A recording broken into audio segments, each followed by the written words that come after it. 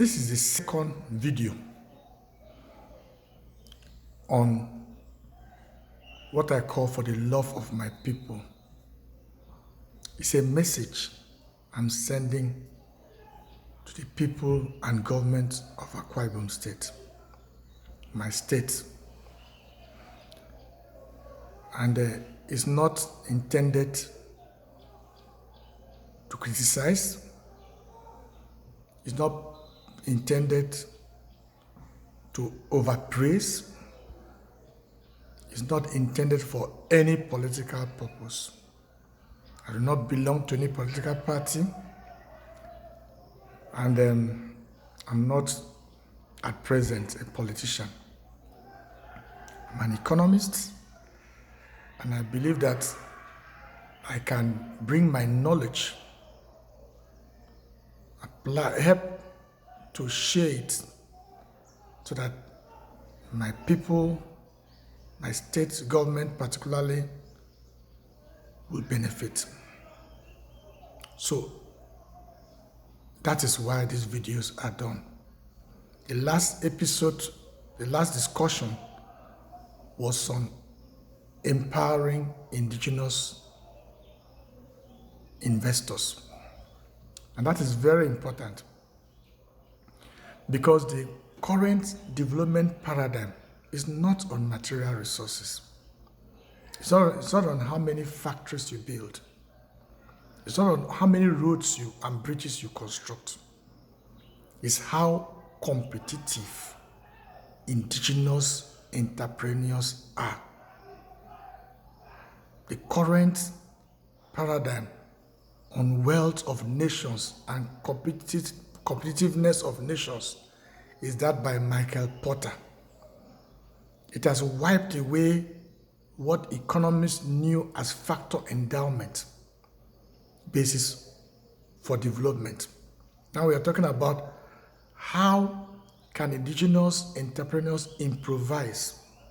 How can local resources be transformed to goods and services? That is where development is now. And so yes, our governor is trying, facilitating foreign investment is coming in. A lot of ailing industries have been resuscitated. A lot of facilities that were built by the previous governor are now in use. Many roads have been built.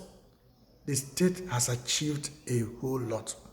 But in rounding up, even before 2023, when he would have handed over, I want Governor Odomimano to be remembered for one great achievement, that I met these billionaires, just as I talked about Obasanjo. No matter what we say about Obasanjo, he's a father of modern Nigeria. Each time you look at Dangote, you realize that Obasanjo's hand was inside it. We need to empower Akwa Ibom people. One other way we can do it is to begin to check the influx of things coming in from outside the state, influx of people coming to take over businesses that would have been done by indigenes. Let's consider the baking industry, for instance. Now, the state has agencies that go around to check bakeries, license them, check the environmental sanitation, there's a health unit that goes around checking the makers of bread. And so these people are in the state baking bread. Local people, we have small people, small businesses baking bread, paying small charges to one government agency or the other. But every day, bread from Aba is flooding the Akwa Ibom bread market. The bread from Aba, we don't know what chemicals. I'm not saying that they are fake. I cannot say they are fake. But maybe because of scale, economies of scale, they're able to produce at a cheaper cost. And who knows how this bread is done? Because the factories have not been inspected by our state government. So you have a situation where the price of flour is rising, price of baking materials are rising, and people are still baking very big bread and coming. Where are they getting their flour from? Where are they getting their condiment from? Perhaps Perhaps there are a lot of things inside the bread that makes it rise more than it should rise. And well, our people, because we are in a very difficult time now, we just buy the bread because it's bigger, and we eat. The local bread manufacturers are losing. Most of them have folded. So you have most of the bread in Akwa Ibom. If you look at the labels, some of them even use local labels. 70% of the bread in Akwa Ibom is produced outside Akwa Ibom.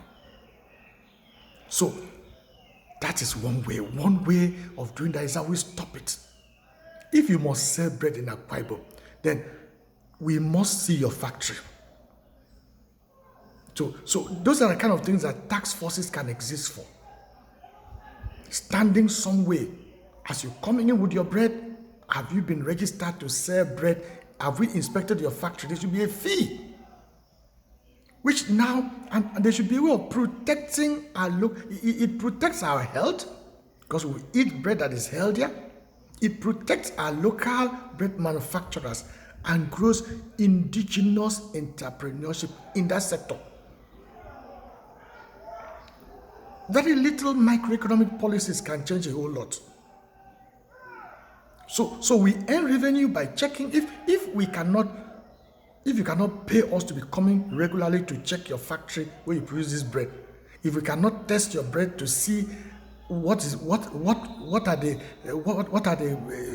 have you used to produce the bread,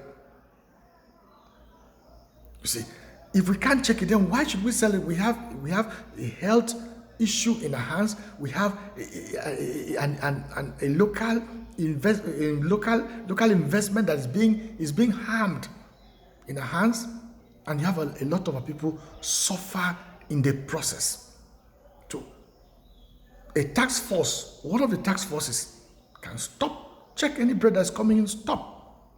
We have to sell. Our local bread bakers must sell, not just bread, even poultry.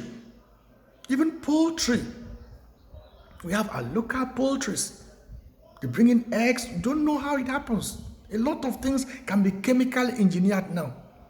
I'm not saying that is what is happening, but beyond even the health consideration, we need to grow indigenous enterprises. Let them grow from micro to small. A small enterprise employs about 50 persons. So a small enterprise is not small.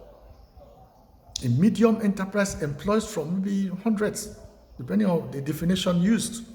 So when we say small enterprise, much of what we are doing, you see here, are very small enterprises or micro enterprises.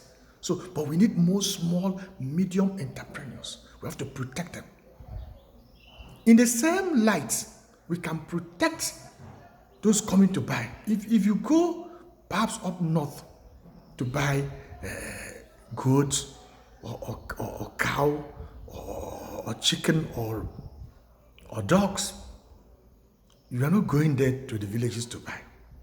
You have to stop in the market where those things are brought and pay what they call pay for bridging. Buy, you are transported. You pay, those bridging costs, some of those monies are revenues to the state. But a situation where people from outside the state go straight to our villages to buy palm oil. Go straight for buy palm oil. Such businesses should be left for Akwa Ibom people. We can create a palm produce market. Maybe one at Mbagitam 1, Mbagitam 2. Just create those markets in different strategic places. And the business of taking the palm oil from the villages to those markets is indigenous. You go there to buy. Those are things tax forces can do. So we now empower our people. That's how capital accumulates. That's how